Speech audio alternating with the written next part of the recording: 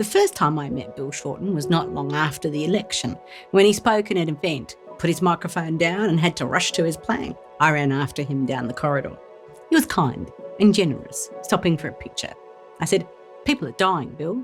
Please don't fuck this up," and hugged him in a supportive, awkwardly desperate way.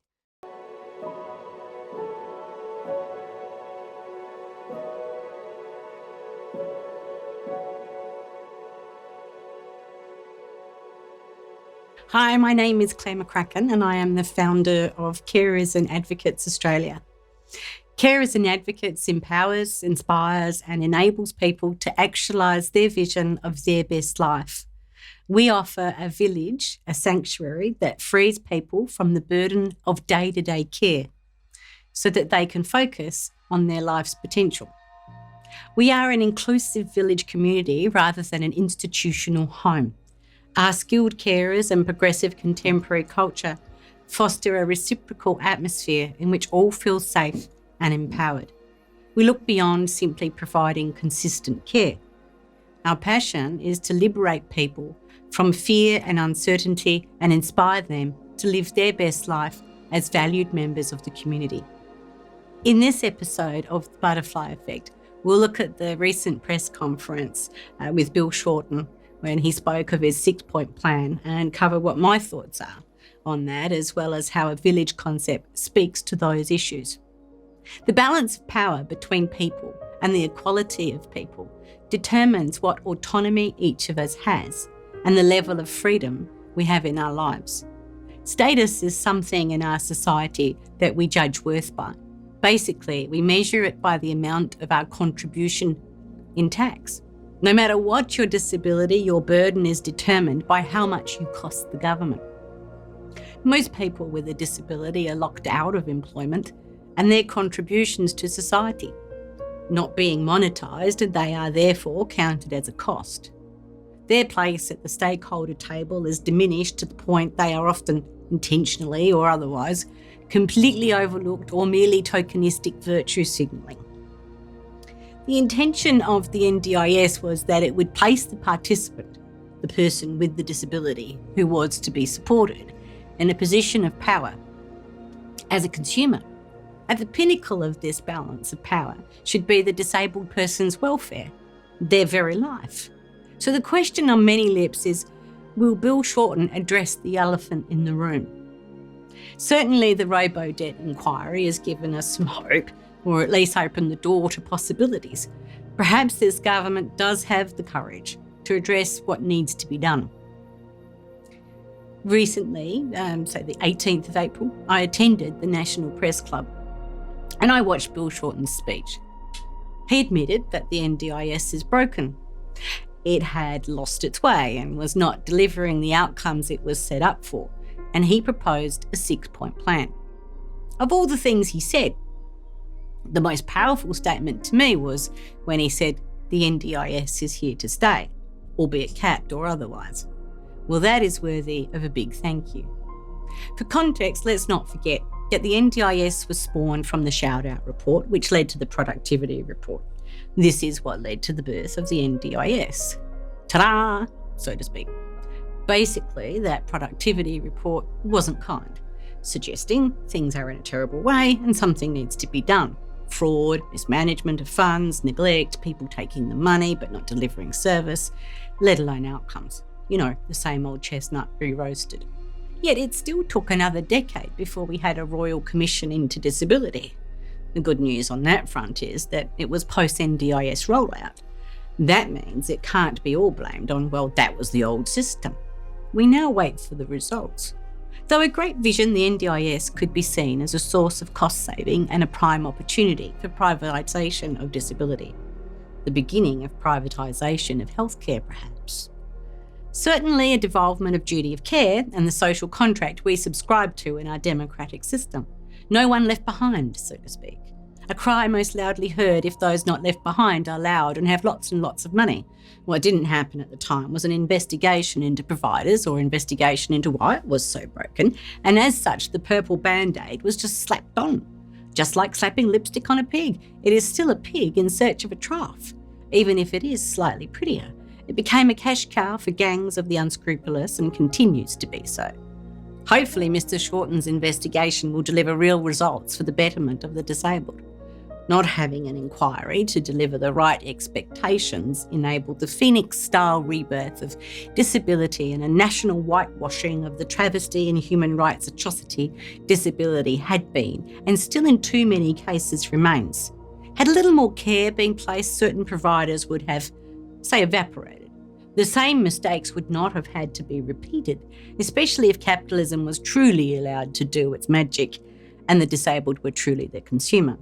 That is, however, always the case in privatisation, isn't it, though? And it gives the government an opportunity to blame another party. It enables large other parties to hold voters, stakeholders, participants, over a barrel, and the government by the proverbial balls. It is a huge problem. I could point here to aged care and the government guarantee of the RAD system, but I would not dare be so honest. Let's focus on how they can barely afford $10 for a meal. Poor bastards, doing it tough. By that I mean the providers and the anonymous elderly subjected to this nonsense. Thank God baked beans are cheap, eh? I do ponder if not allowing NDIS for the over 65s was some kind of government placation to the aged care industry. So my initial criticism was that we didn't know where the festering wound was to cut it out. To enable a new beginning, it enchants me to hear constant cost analysis of the NDIS. It is never related to what disability used to cost. That comparison is not made, of course, because quite frankly, they did not have a clue. One of the reasons why it was just easier to get a new one, I suspect. It is also never related to what it costs for other useless endeavours the government seems to be able to find a bottomless pit of money for. Football, warmongering, quarantine facilities, vacant, unused quarantine facilities. Might I remind you, that kind of endeavour. I have to ask, was it a matter of a sleight of hand thing that, hey, here, look at this wonderful NDIS vision, don't for goodness sake, let's look at what's going on, let's bury it. So the NDIS was conceived under a cloud to begin with. At the press conference, I saw and heard journalists rephrase the same shock and awe questions to sell papers. How much it costs and the bid to frame disabled as living on yachts surrounded by hookers. Readers love to hear about disabled people supposedly rolling in taxpayers' money. The reality is actually far more shocking. People sleeping in their wheelchairs because of no support. Pain and anguish in formulating plans. No clear guidelines as to what it is they need to provide to fair play. I have joked in the past that they must formulate plans by spinning a chocolate wheel, as the outcomes are so random. But now I think there's a possibility they have a single magic 8-ball and share it around. How else can the plan delays be explained? The first time I met Bill Shorten was not long after the election, when he spoke at an event, put his microphone down and had to rush to his plane. I ran after him down the corridor. He was kind and generous, stopping for a picture. I said, "People are dying, Bill. Please don't fuck this up," and hugged him in a supportive, awkwardly desperate way. The pain this has caused so many of us. Only we amongst it truly know the damage. I'm not the only one to sprint after someone down a corridor or send a million emails in the hope of being heard. I know and understand the desperation that many of us are living. I believe now going forward it will take all of us and a forward-looking bipartisan approach. This is not the time, nor is it appropriate for social care to be done in any other way. We have tried other ways. Now it's time for quality of life to be the only measure of quality of care. There are many times infinity issues with the NDIS, and I gotta say, I think most could be thrown into the 6 buckets Bill spoke of. The NDI workforce. Now the workforce is built of support staff and allied health and specialists and the NDIA, NDIS personnel, though reference was mainly implied to their own. I have heard that it is a toxic work environment and many aren't able to use their expertise effectively. I think it is important that there is an alignment of values with the contemporary view of disability in the human rights model. It is bad enough the hospital system seems mad keen on putting us down based on their clinical subjective opinion that there is only their standard of quality of life, but we don't need that shit here. Accountability would be wonderful. To be able to call someone back and confidently answer your phone when it's no caller ID with the level of scammers we have now. They need to verify to us that they are who they say they are also. But I would like to point out here that we are at workforce failure. I don't think everyone who works with a PWD needs to be highly qualified. But I do think that if you are performing personal care or placing hands on someone, you need to be qualified. I question those who advocate that a good attitude is all that is required. I question if you understand who else is out there and what care they need. Unregulated in a health setting just makes a mockery of having safeguards and registered providers at all. Everyone, when choosing someone for a role in healthcare, chooses someone they like. But a good starting point must surely be choosing someone who is qualified. At the very least, it guarantees the insurance companies aren't just fleecing us and doesn't make a circus out of safeguards. Because mark my words, they will set the benchmark when it comes to paying out, or not paying out, should I say. The current qualifications are not fit for purpose. Anyone employing support staff would surely want to see them elevated for their work and safe in their role and regarded well. Support staff work unsupervised and perform a huge range of tasks. This is not a place for bum wipers or babysitters. There is capacity building, an element of care coordination, clinical observation, and in high-intensity care, this can be dangerous for all concerned. When asking how to protect people, let's not forget what makes this possible. Insufficient and overworked staff, casualisation and poor career direction, precarious undervalued work that is often dangerous. Insurance companies, hospitals and other settings aren't keen on having the fodder that is often employed in this industry. It has a terrible reputation and we need to fix it fast. It is quite frankly shameful. No workforce, no industry. Simples. Recognition and adaptation to this role enables an uplifting of this profile from disenfranchised shit-kicker or coerced friend to professional who is suddenly useful across many different roles in many sectors, even in healthcare and hospitals. Eliminates the need so much for registration of providers and focus on what is important, the competency and the quality of staff. It can even eliminate roles like care coordination, support coordination if done right. That's another discussion. Not advocating for uplifting and further training your own staff, I personally find alarming. We have to get rid of the adversarial everywhere and work together to deliver the outcomes each human is entitled to. Choice and control does not overrule competency and responsibility to others and safety through regulation. A nice attitude is fantastic. However, beware the nice attitude hiding the scoundrel. We need to address workforce failure with better training. We need to define roles across the industry. What is a support worker? What is a support coordinator? And what is the NDIA's role? In 25 words or less, please. I believe we need to register support staff like nurses. It can be based on previous experience whilst new training programs are developed. It actually opens up choice and control because it enhances the value of the registered person. It takes the power from the companies and places it in the staff members' hands. This will increase safeguarding and reporting, as long as there is someone who does something with the reports, of course. Stop dodgy visas that enable exploitation of the NDIS industry and of vulnerable staff. We are gaining a worldwide reputation, folks, and it isn't a good one. Encourage full-time employment so that training programs and stability can return. No grants for employment, just for maintaining it. Make it valuable. Use it for training of the employee, not for the provider to farm the grants as an income. How in the hell did we have unlimited hours for students when under shads we have restrictions? Was someone actively getting an amount per head on entry into the country? Can we bring in skilled staff on sensible visas and allow incentives to do so? Address fake qualifications, please. Could shads somehow perhaps relate to what the NDIS is doing? Because it's a bit of a circus. Sharing of information that is critical to providing the right care. This will prevent needless guardianship cases. Poor information sharing results in many staff in physically, sexually or mentally dangerous situations with no support and alone, and it results in participants being labelled as difficult and dumped in hospitals, never provided with the right care, stuck in a revolving door of incompetency. Poor quality of care results directly in poor quality of life for participants. There are an element of people who work overseas and leave their families behind. They work and bring home a better currency. There are countries these people are attracted to, and Australia has gained a reputation as a place to have a right old time. We want staff who are skilled, and we need to define the role to define the skills we need in order to attract the skilled and not the scoundrels or the vulnerable brought here to work to death and exploit. I have heard of staff with Cert 4 who didn't know where an animal went or what it was.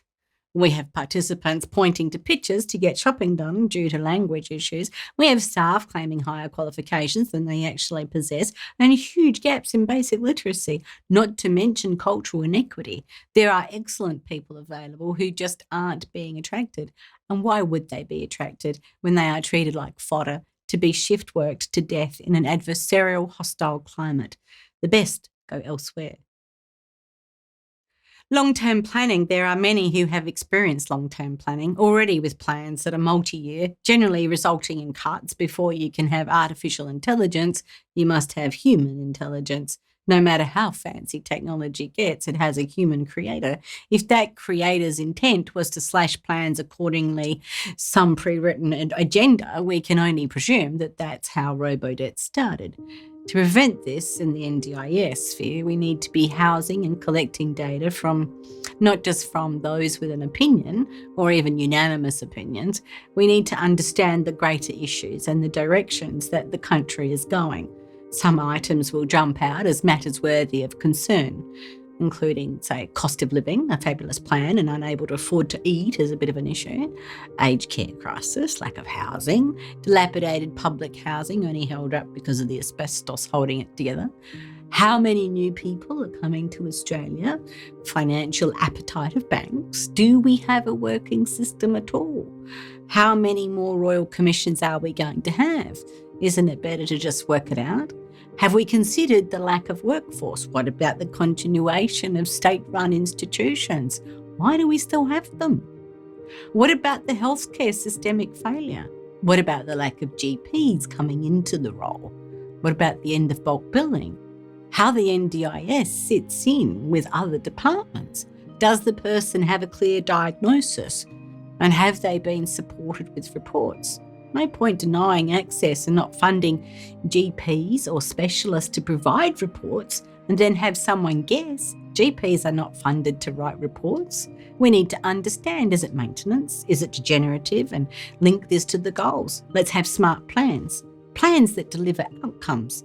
It is not enough to say we won't torture you every year, but you may have to wait for 5 on an inadequate plan to get the one you need.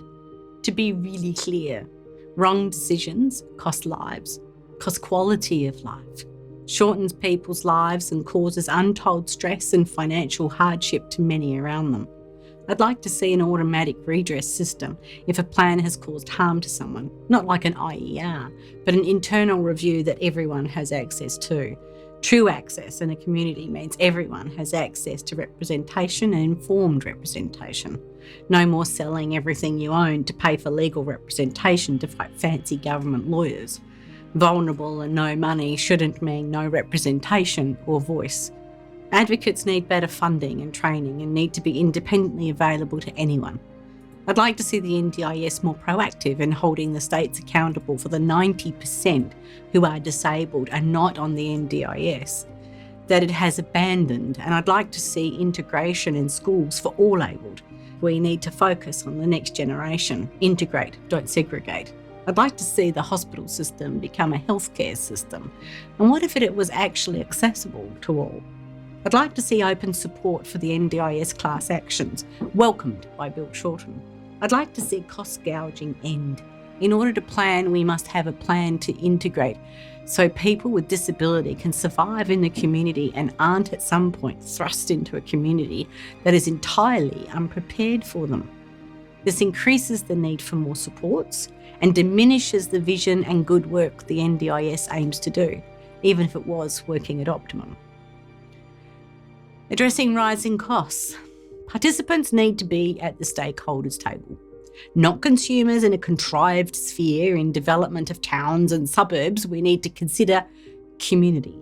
Building dormitory towns isolates people and removes social capital for the vulnerable, thereby placing greater responsibility on government services. The issues with becoming a nanny state is you got to be the nanny. allow and develop communities, and support families and extended families. Much of our need for social care dollars is because extended families are a thing of the past. We don't often even have the social capital of our own family's support. The answer isn't let's stick the kids in kindy from 3 so mums and dads can work longer and longer hours to save the crushing financial system. It's adopting a more kind, compassionate capitalism and changing the way we live. COVID showed us we could. Those on the carer's pension shouldn't have to give up work to look after their children or parents or spouses. We should be modernising, developing an economy that allows dignity in people's homes, not more state liability for our care. So in some homes, granny is in a nursing home, brother is in an NDIS or languishing in hospital or a nursing home, whilst the next generation goes off to kindy at 3. That is the modern adaptation of family life. But does it build or even support family? It creates greater social issues that cost even more and have a human cost as well. We lose workforce, skilled workforce, drop family economic status, destroy future generations, and increase government reliance. This is not future planning. It's increasing costs through no, or at best, poor planning. True autonomy of person is, at its roots, financially founded. That means jobs. It means housing and access to reliable and affordable communications, energy and other utilities. The current system gives you a damn answering machine when you call to report fraud.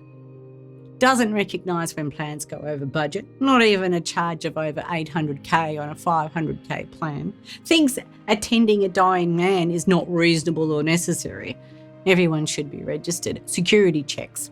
The necessary qualifications. People need to have the right software and paperwork. Provide an affordable course to all providers with annual testing, checking, engage, guide, teach and assist. Get rid of the 2-tier discriminatory system that favours unregistered providers and cowboys. Make it easy, make it inclusive and affordable, and use it as an opportunity to ensure providers are set up for success. I ask the question, does safeguarding even cover unregistered providers? Okay, tell me most claims were about registered. Well, you haven't reported serious incidences that never get investigated or received the most ridiculous replies from safeguards. Fairness for all. Accessibility, not 2 sets of rules. That's just asking for a safety and an insurance nightmare. If I had to name it just one thing that would bring costs down quickly, competency. Competency with open communication. Better outcomes for supported independent living. Still, there needs to be an alternative to SDA. No more $7,000 per square metre robbery. Homes need to incorporate utilities within green tech that allows people to actually afford to live in them. Privacy is a damn right. Choice of staff, choice of who you live with. Support in a multi-generational, diverse community. Not all PWD can find together. No more so-called transitional care run by the states. Truly end institutionalisation. No more patting yourselves on the back for getting disabled out of hospital so much quicker as if that was the cause for bedlock, then shoving them like unwanted broccoli wherever you can, generally under the gravy. You have not solved the problem, you have shifted it sideways. Allow people to buy houses on Crown land to take the land price out of the equation. Allow government-backed loans for those on the DSP for affordable housing. Actually reform the greedy financial system. Oh, and affordable shouldn't mean poor quality. It also shouldn't mean can't afford to live in it or choose between switching on a light or perhaps eat food. Regulate valuers and for God's sake do something about the Dickensian tenancy system in this country. Stop the nepotistic market domination and monopolisation by those who just know the right people. Make dole humanly livable. Eliminating of unethical practices. Same set of rules for all providers. Make everyone registered and introduce provider training. Register and train support staff. Professionalise the industry. Allow it to adapt to the changing needs and lift its profile and make working conditions more attractive. Use visas to bring in appropriately skilled workers, not numbers to satisfy some arbitrary numbers goal or fat cats watching profits. Stop unlimited hours for international students, attracting exploitation of NDIS from around the world. Act on fraud and protect those who report it.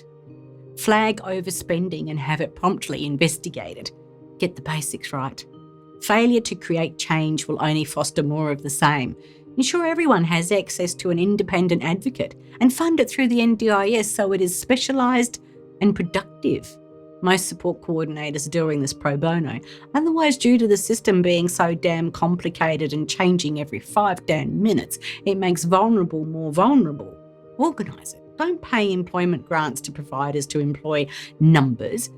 Pay to keep them employed and employed permanently. Register support staff and have a stipulated minimum yearly professional hour of training. Validate support staff. That is where your core, your quality and your entire success rests. Increasing mainstream and community supports. Better treatment and access are the ultimate in keeping people out of hospital. Develop community GP clinics and make sure they are accessible and bulk billed. South Australia, in line with the 2017 Productivity Report, elected to maintain state-run facilities, which are institutions because of a gap in the market, they said. Those 500 souls deserve to live the new vision also. Though the purported time in hospital is now 29 days, it is very quiet on where they get shoved next. Institutions in SA. It's Regency Park Green, Noarlunga, St Margaret's and such. Removing them from bedlock statistics and hiding them is not solving the problem, just shifting it. In solving workforce issues, we need to address housing for new immigrants who come here to work as much as we do for those who are already here, living in cars or couch surfing. Housing for staff, childcare for staff and training to ensure a smooth transition to our country, our workforce, our culture and standards of care. They need recruiting, training and housing. They don't just magically arrive ready to go. The scandals with immigration and the similarities to exploitation and modern slavery are quite frankly disgusting. Our workforce is our major key to solving many issues, be they support or administration or government. We need to hold them in better regard. Australia must not be the go-to for the unskilled looking to enrol in easy pickings, money pit and take advantage of our vulnerable. For unskilled, it is overpaid work, working alongside, I might add, those for whom this caring is a vocation and a passion. The ones who take pride in being informed and trained, getting the same money as someone who needs instruction on how to use a mop is quite frankly an insult. How does safeguarding fit in that circus framework?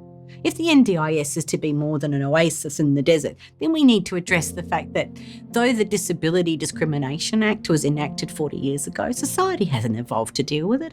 It's one big desert. Society is a long way from the vision the NDIS subscribes to, placing people out in the community not being prepared, limits services, limits access, and that has to be accommodated and compensated in plans. Education and a change in culture doesn't just need to happen within the NDIS. Providers and their staff, and even PWD and of course society in general also needs to evolve. With will and imagination and a good attitude, it's truly amazing just what is possible. The same models of care are used as in the previous system, prior to the Productivity Report, with the expectation that an NDIS sticker will change the outcome. Instead, larger providers hold all of the cards and the support workers and the participants are left with very little power. Providers, some who, quite frankly, shouldn't have been allowed to continue after the Productivity Report. Is it any wonder participants feel rebellious and in some control by using unregistered staff? Sadly, that misguided rebellion has helped develop a cowboy culture and wrongly maligned any provider who is registered. It is so much harder to do this well in this environment. It's like we who have registration are the ones being penalised and left to pick up the pieces. Many of us are exhausted. Let's face it, provider, participant, support staff, coordinator, planner, we are all exhausted, registered or not. There are also those who are unregistered, wondering how to get registered in an unfair system. For many whose taxpayer status is lower, their ability to negotiate for more affordable housing is minimal. Only when the cost of not housing that moral liability becomes excessive do we consider them. Beyond that, maintaining growth and profit is aggressively protective, capitalising or privatising healthcare from a government model, which is a behemoth, and many costs hidden is a wee bit more complicated than just transposing services and rebranding what was an ineffective system. Worth is established in society by what is perceived to be contributed or taken, and it's all monetary. The issue that I have with that is the financial system is only a construct and does not represent a person's worth or contribution to society. Plus, contribution that we all in fact value is often actually based in deeds in love and in the importance of relationships. Those ideals are how we measure the value of our most loved. In our society, the lack of value of community and the value of society is such that we have undermined it in favour of the individual, the perpetuation and survival of the individual. Thus, governments have created a massive rod for their own backs. They then are expected in such an individual-based society to provide all care and entitlement as a right. Sadly, we forget we are the government. Government has never been bigger in our lives and is doing less and less for its footprint because it can't afford to. We have forgotten that government is also just a community-based organisation represented by people from our own communities. It is not separate to us, it is representative of us. Selfishness is a perceived outcome of such behaviours of individualistic serving behaviour. When people do go that extra mile for no remuneration, is often thus met with suspicion. We assume that kindness costs us, and though we expect others to be kind, we often miss opportunities to place kindness in the world ourselves. When others do and rescue a stranger, many wonder there must have been something in it for them. Can it not just be the kinder world we would all benefit from? Is that not something of benefit to everyone?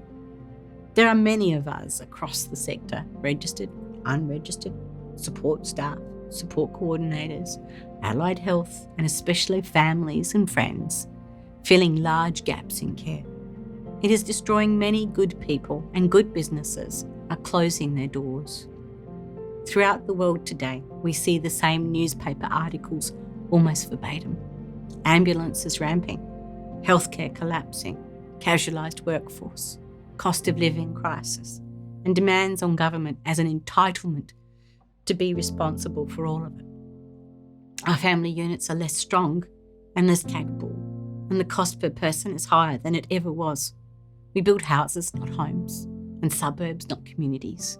We overlook our very heritage of the family unit that has travelled with us since the very beginning. This is very much reflected in NDIS plans. Lack of social capital, lack of family is costing the government. If we eradicated money tomorrow, would we still have currency? Be it gold or knowledge or skills, we would trade in something. What underpins that currency is something that is poorly understood, but it is time. Time has been and always was the currency we trade in. Money is just the construct we use to represent that time. A manipulated construct, of course, but that was its role. Time is the value, and from time we can gain insight into other types of time currency, such as love and service, and family and community. We have become shallow in our fears for our own survival, and we cannot afford to be. In fact, I will go as far to say that our survival depends on our not being selfish, on family and community and selflessness. The more time given freely is kindness, the stronger the investment and bond in the group. We trade more in memories and banked moments in time and keep them more revered in our minds than we do our bank balances. People with disability in this country are great human rights advocates. They have changed human rights legislation and are always ready to remind us when we forget. Their contributions in such ways and in our families are inquantifiable as human beings and those that we choose to love. Capitalists and privatised healthcare means lowest bidder in disability. It means invest as little as possible with an acceptable an outcome as is possible without killing the golden goose, which is the participant. Where difficulties have lay in providing cost-effective support and choice and control, guardianship has prevailed, and as such it has increased since the NDIS. Choice and control must be convenient and equitable and apparently. The reality of lack of competence and skills is rarely questioned, and participants are labelled difficult faster than you can type an invoice. No one looks at the business models and says, well, that won't work, do it different.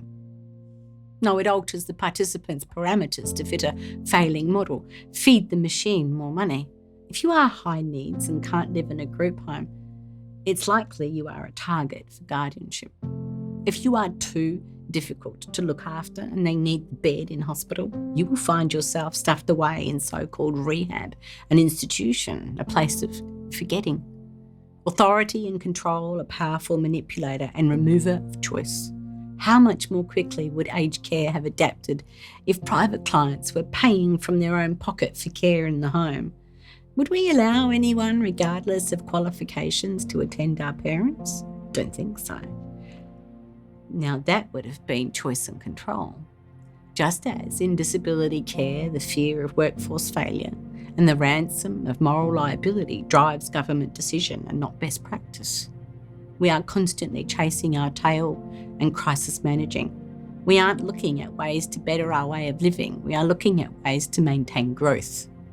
Instead of shorter weeks and secure employment and supporting families, we seek to make care of our loved ones by others easier. It's a strange world. If there is something I want everyone to understand, it is that choice and control is a mastery of sleight of hand. None of us have it. No one wants their loved one languishing in a hospital bed.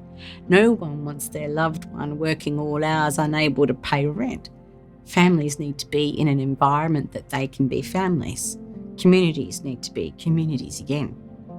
With the costs ever mounting of providing care in community settings and struggling to layer an institutional level of resources into a normal home, we are at risk.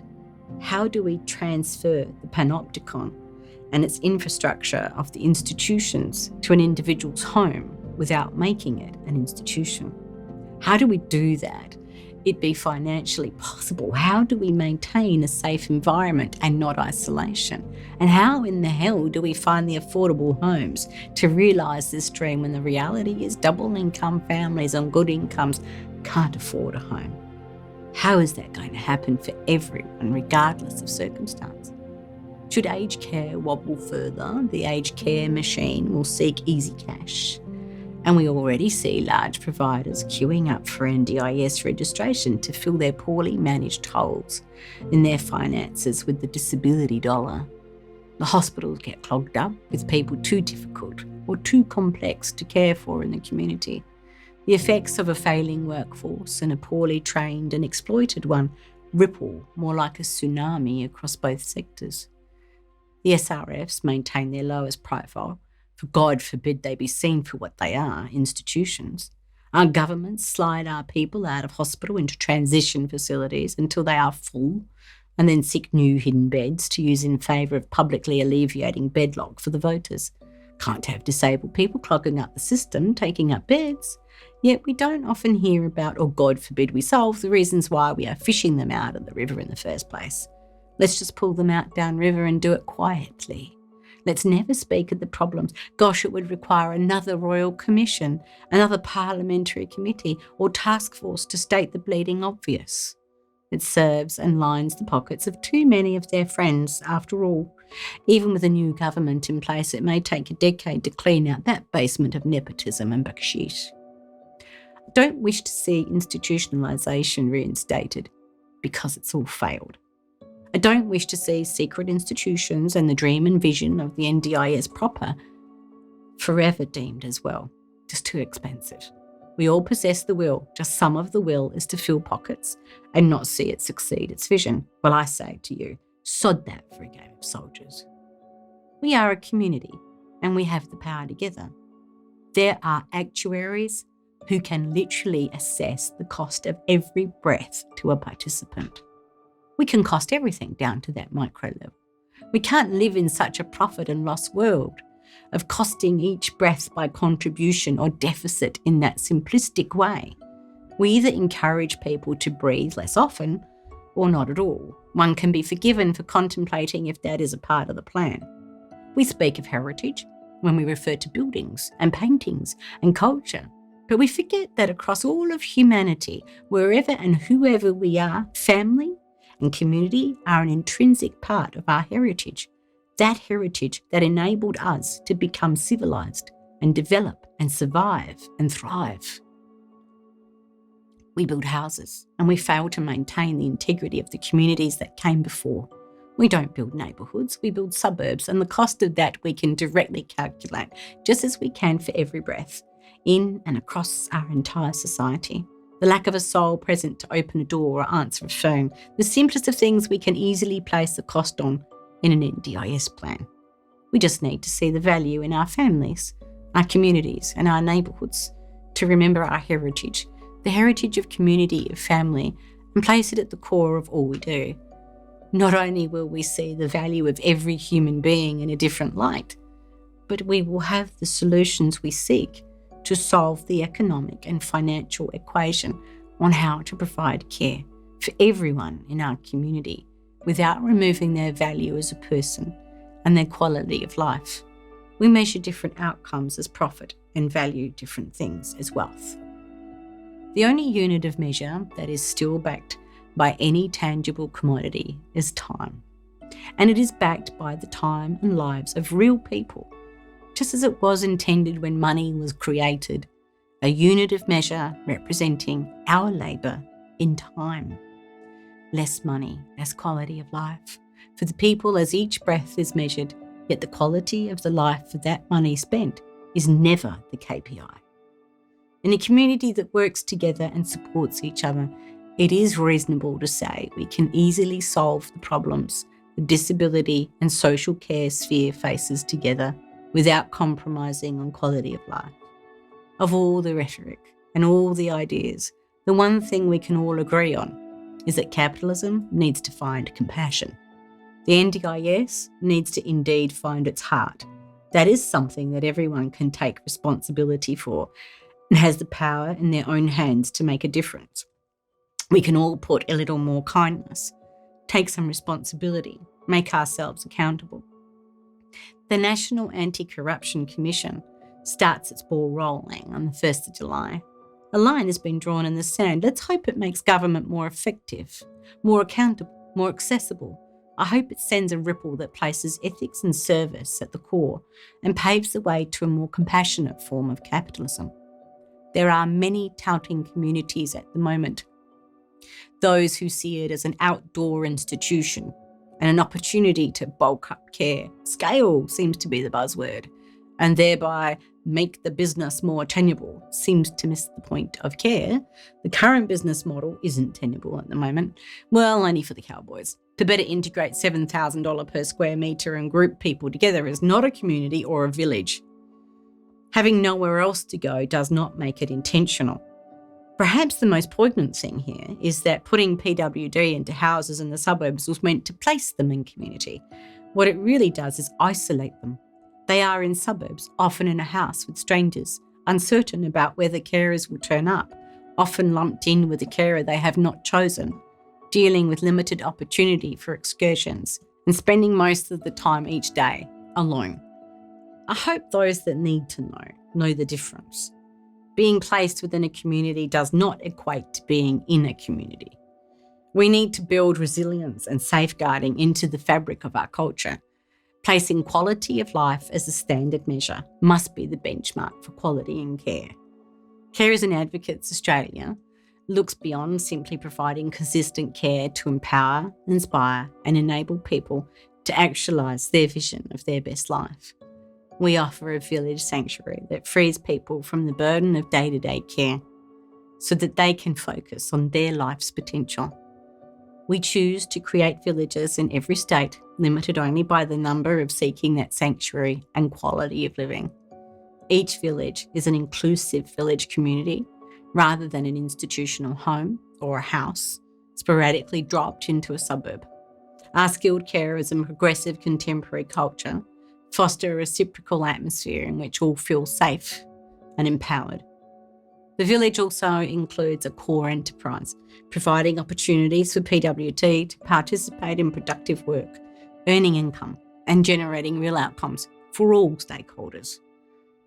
From the city to the bush, all are welcome to become part of our community, our family, each encouraging and encompassing the influence and flavour of those who choose to make it their home. Participants, staff, spouses, parents, children and friends. These will be members of their communities, in their village, in their community, their home, protecting and perpetuating that vision past the lifespan of each soul who begins this journey with us. So for our great-grandchildren, the horror stories of today of mistreatment and abuse will be only stories and not part of lived experience to anyone living anymore, nor ever again. Our focus is on quality of life and placing love back into care, ensuring that care, as real care, is entwined into safeguarding principles across the nation that long after I personally finally rest, will never rest and will forever protect those less well off, is integral to our being. It is my life, my purpose, and I live to realise that so no one ever dies from neglect or lack of love or compassion or lack of care ever again. I do this not just for others, but so that I myself will one day again sleep at night. This is my pathway and where I find my daily courage to work with others who share my vision. I believe that disability as a business became not only untenable financially, but ethically and morally. I believe in a compassionate capitalism where the community, the entire community, benefits and is protected. Those within the village grow by its own enterprise, working together towards the one vision well into the future. This will be an intentional community structure with a sociocratic foundation based on supported decision-making principles. Each village is named by its occupants and will be coloured by their personalities. We prioritise the disabled person as a key stakeholder and protect their interests for the future by empowering, inspiring and enabling them to actualise their vision of their best life. Our carers and culture foster a reciprocal atmosphere in which all feel safe and empowered. We exist to liberate people from fear and uncertainty and inspire them to live their best life as valued members of the community. We recognise that the lack of social capital and family is reflected in the National Disability Insurance Scheme, in the plans, and we recognise the underlying issues of fraud and unscrupulous providers that plagued the previous system persist, even with the introduction of the NDIS. We recognise that we are at workforce failure and current training pathways are not fit for purpose. To address these issues, we need to level the playing field and encourage competition based on results rather than power, authority, and lack of choice. As a society, we no longer build communities, we build suburbs and dormitory towns with no soul or belonging. Social capital and extended families rarely exist. A community, a village, is more than a collection of dwellings. As a society, we seek to build more and more houses and fewer homes. We find ways to work longer hours with precarious, soulless shift work. We're being told it's better to place our children not in well-supported families, but government-supported care. Yes, indeed, Bill Shorten, the NDIS, has indeed lost its way. And I believe that community is the way home. What is community? It isn't a collection of dwellings with people being farmed. It isn't people shoved together in so-called affordable housing. It is a place that shares a vision, has access to services and resources and each other. Why do some villages last and others become ghost towns? Why is it some places thrive and prosper in even the most remote places? The vision that brings them together, the relationships and common purpose that binds them. Look at many country towns that have failed all over Australia and think of the ones that thrived. What are the ingredients?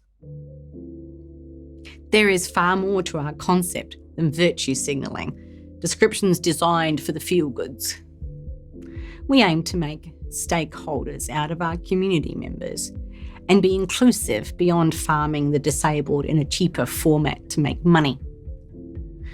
We will future-proof and build resilience into everything we do so that the stories we have all heard will never be more than a distant whisper and not even a distant memory.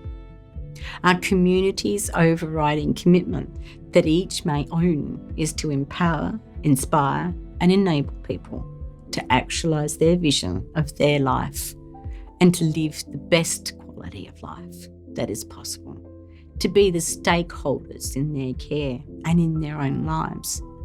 Community is what is needed for those who had to sleep in their chair because no one came, are forced to open their bowels at the convenience of others, couldn't sleep because they were cold with no one to put on a blanket, broke legs or feet when they were dropped, cope with a revolving door of strangers, had to sleep in their own vomit or excrement, thirsted all day in the heat for just a sip of water, are unwanted, considered too difficult, dare to ask for real care, complain, with pets who died because the staff forgot to feed them, who go to bed as adults at the same time as children, suffer long and lonely nights alone in the depths of their own minds, are told by doctors they will have no quality of life, are unseen, have gone too soon, and for those I am yet to meet. For the mums and the dads, the children, the spouses and friends, for the undervalued workers, and for those who deserve better. This is for all of us. For those who just want to live a good quality of life, this is all of our community. We all belong. But to really make this work, we need to do something different. We cannot forever be handicapped by our status or cap in hand begging, where the term came from. We need to build a compassionate, capitalistic alternative that enables us to get our own damn cake and not living off the scraps and whims of others, resilience, diversity and strength in community. So it thrives, nurtures and protects itself, providing sanctuary long into the future, not in policy and legislation and mission statements or powerful words, but in its very infrastructure. If you share our values, reach out. Thank you for your time today. You can email me if you'd like at claire@carersandadvocates.com or check us out at carersandadvocates.com. And remember, may we all measure the value of a life by the quality of the life lived and never by any other measure. May quality of life be the only benchmark measured when measuring standards of care. Everyone is entitled to a quality of life because everyone is always somebody's darling, even you.